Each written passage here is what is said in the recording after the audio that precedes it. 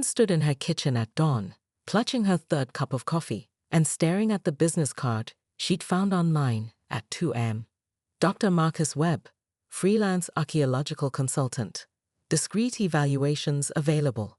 She'd barely slept. Every time she closed her eyes, she saw that bone, and the growing certainty that it wasn't human. It was too big, too odd-looking, too prehistoric. The word she'd been avoiding all night finally crystallized in her mind. Dinosaur. Harold, I need you to do something for me, she called to her husband, who was methodically eating his oatmeal and reading the financial section. Remember your cousin Jimmy, who works for the city permits department? Harold looked up over his reading glasses. The one you called criminally incompetent at last year's barbecue. That was taken out of context, Karen snapped. I need him to delay any inspectors from going to the Maple Lane site, just for a few days. Karen, what's going on? You were so excited about that excavation yesterday. She couldn't tell him. Harold would insist on doing everything by the book, reporting to the proper authorities, following protocols. He didn't understand that her entire identity was built on being the neighborhood expert, the woman who knew everything about everything in Willowbrook Estates. If word got out that she'd overlooked something this significant. It's HOA business, she said curtly. Just call Jimmy. 2 hours later, Karen was standing next to Dr. Webb, a surprisingly young man with dirty blonde hair and kind eyes that she immediately distrusted. He crouched next to the excavation site, carefully brushing dirt from the exposed bone with what looked like a paintbrush. Mrs. Whitfield, he said without looking up, what you've got here is remarkable. This appears to be a femur from what I'd estimate is a late Cretaceous period theropod, probably an Albertosaurus or similar species. Karen's stomach dropped. A what now? A meat-eating dinosaur. Large one too, based on this bone structure. Could be 70 million years old, give or take a few million. He stood up, excitement evident in his voice. This could be one of the most significant paleontological discoveries in the state.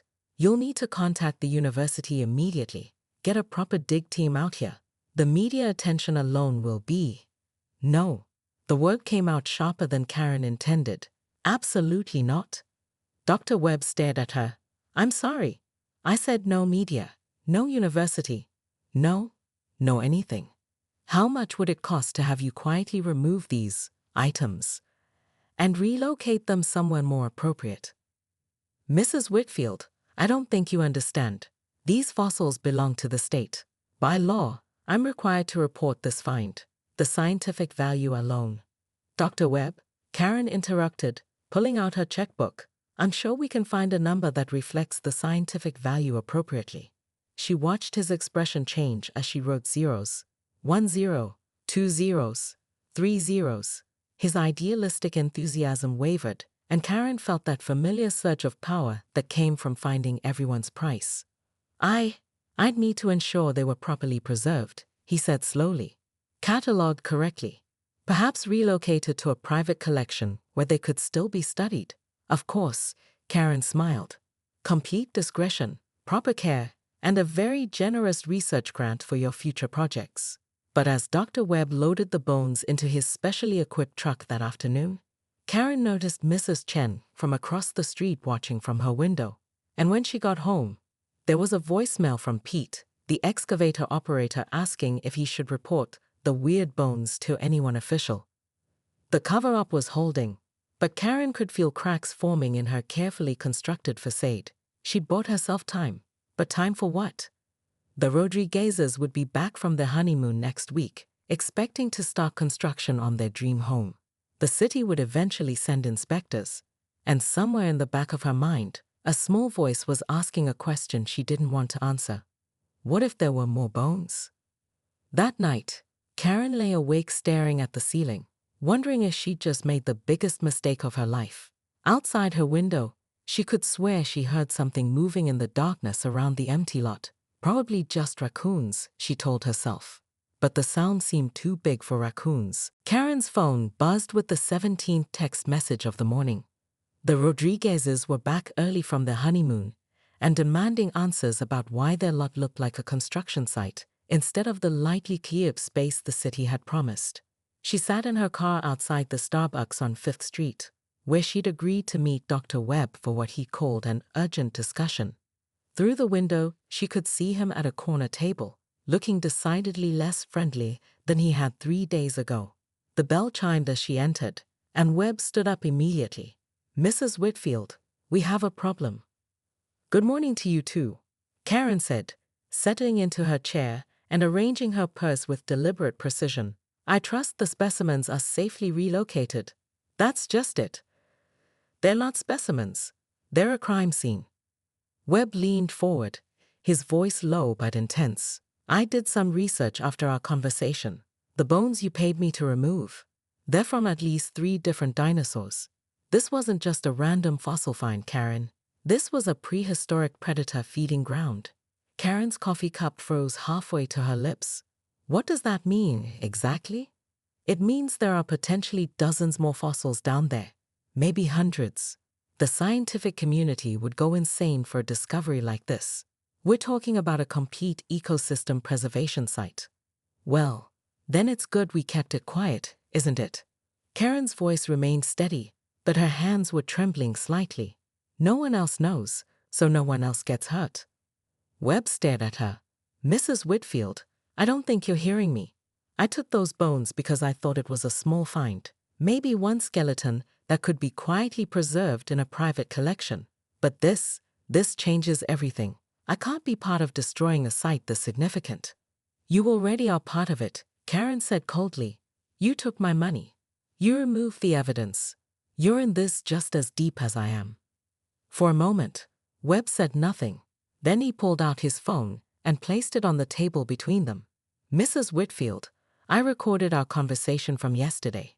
About the bribery, about covering up the find, all of it." Karen's world tilted. She could hear her pulse in her ears, could feel the familiar control slipping away like sand between her fingers.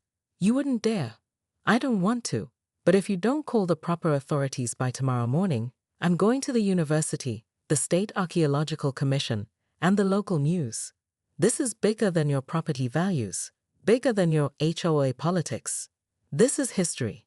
Karen left the coffee shop in a daze. She drove through her neighborhood, past the perfect lawns and matching mailboxes, past the community standards she'd spent 5 years enforcing. She parked in front of the empty lot and stared at the disturbed earth. For the first time in her adult life, Karen Whitfield had no plan. Her phone rang.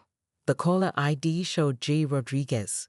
"Mrs. Whitfield, we need to talk. Our contractor just told us something very interesting about what they found in our backyard." Karen closed her eyes. "What did they tell you?" "That someone paid them to keep quiet about finding dinosaur bones. Bones that legally belong to the state of Colorado. Bones that you apparently had illegally removed." There was a long pause. "The question is, Mrs. Whitfield, what are you going to do about it?" Karen sat in her car, staring at the empty lot that wasn't empty at all, holding a phone conversation that would probably destroy everything she'd built in Willowbrook Estates. But for the first time in months, she felt something unexpected: curiosity. What else was buried down there? What other secrets lay hidden beneath her perfectly controlled neighborhood? "Mrs. Rodriguez," Karen heard herself saying, "I think we need to have a very long conversation. But first, I need to make a call to the university." As she hung up and dialed Dr. Webb back, Karen couldn't shake the feeling that something was watching her from the shadows of the lot. Something patient. Something that had been waiting a very long time to be discovered. The bones they'd found were just the beginning. Karen Whitfield stood in her perfectly manicured front yard, clutching her clipboard like a weapon of mass destruction, watching the excavator tear through her neighbor's eyesore of a backyard. The satisfying crunch of dirt and debris filled her ears as she mentally checked off another victory for the Willowbrook Estates Homeowners Association. Finally, she muttered, adjusting her rhinestone-studded reading glasses. 3 months of complaints about that disaster zone, and the city finally listened to reason. The property at 247 Maple Lane had been vacant for 2 years, an ugly scar on her otherwise pristine neighborhood. Overgrown weeds, a crumbling shed, and what Karen had described in her 17 formal complaints as a health hazard and property value nightmare. When the new owner, some young couple named the Rodriguezes, had dared to suggest they wanted to restore the natural landscape, Karen had nearly choked on her morning kombucha. Natural landscape, my foot, she told her husband Harold that night. This is a residential community, not some hippie commune. The excavator's bucket bit deep into the earth, and Karen felt a surge of vindication. She'd convinced the city that the lot needed immediate remediation for safety concerns, a little creative exaggeration about potential sinkholes and foundation issues. The Rodriguezes had protested, of course, claiming they wanted to preserve the mature oak trees and native plants, but Karen knew better. Property values were at stake. Mrs. Whitfield, the excavator operator, a gruff man named Pete, waved her over. His face looked peculiar, pale beneath his sun-weathered tan. You might want to see this. Karen marched across the street, her sensible flats clicking against the asphalt. If you found more of those ridiculous heritage roses the previous owner planted, just bulldoze right through them. The new owners can thank me later when their property value increases by. She stopped mid-sentence. In the fresh dirt sat what looked like a massive, yellowed tree branch. Except tree branches didn't have that smooth, curved shape, or those strange, socket-like holes. Ma'am, Pete said quietly, I think we just found ourselves a bone. A real big one. Karen's clipboard slipped from her manicured fingers. The bone, if that's what it was, stretched nearly 6 feet long and was thick as a telephone pole. Around it, partially buried, were what appeared to be more bones. Lots more. That's impossible, Karen whispered, but even as she said it, her mind was racing. She'd researched this property extensively for her complaints. There was nothing in the historical records about this, nothing that would have prevented her from getting the excavation approved. Pete shut off the engine. I'm gonna have to call this in. Could be Native American remains, could be something else entirely.